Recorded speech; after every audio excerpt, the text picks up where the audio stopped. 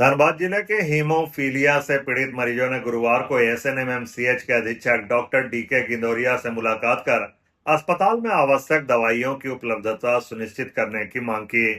मरीजों का कहना है कि पिछले कई महीनों से अस्पताल में इस बीमारी से जुड़ी जरूरी दवाएं उपलब्ध नहीं है, जिससे उन्हें काफी परेशानी हो रही है।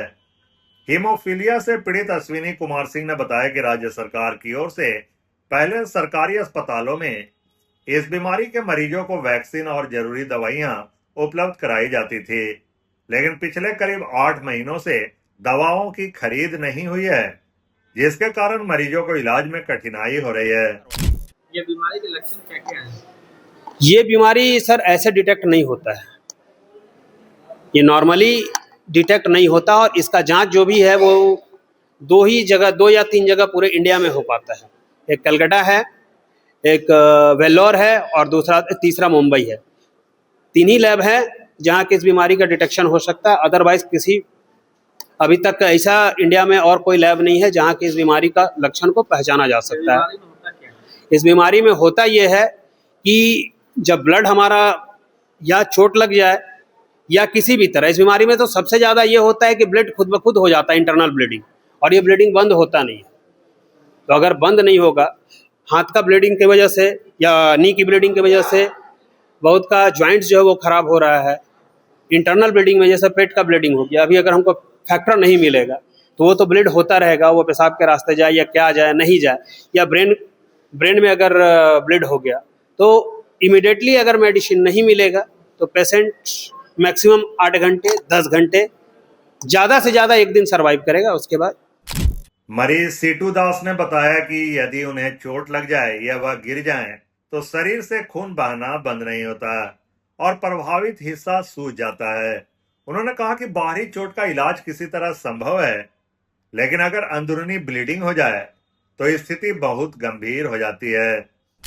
मैं एक हीमोफिलिक पेशेंट हूँ और कहीं भी कट हो जाए या गिर जाए, अगर गिर जाएगा तो कहीं भी चोट लगेगा, तो चोट लगेगा तो इंटरनल ब्लीडिंग होगा, फिर वहाँ पे स्वेलिंग हो जाता है और स्वेलिंग होते रहता है जब तक वो हम लोग को इंजेक्शन नहीं मिलता है।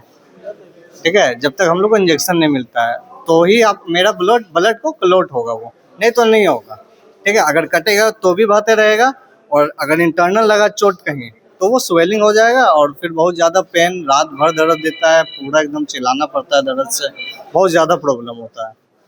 मेडिसिन आपको कब मिली है लास्ट मेडिसिन?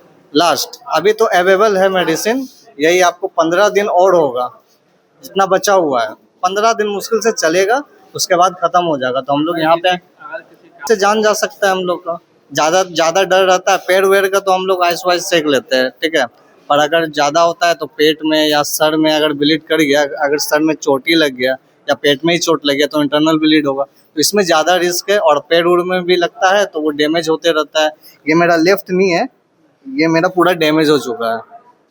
कितने साल से आप ये आपको जन्म से होता है, ये मेरी मम्मी कैरियर है, ये कैरियर बीमारी है, तो ये मम्मी के ही खानदान से आता है। तो ये हम लोग 2 भाई थे, एक बड़े भाई का डेथ हो गया इसी बीमारी से, उनको यहाँ पे चोट लग गया था कमर के पास 2008 में, तो वो इंटरनल ब्लीडिंग हुआ बहुत ज़्यादा, तो उस टाइम वो डेथ कर गया। मेडिसिन कैसा लगता है, कितने बार लगता है? मेडिसिन आपको 10 दिन में एक बार तो लग जाता है सर।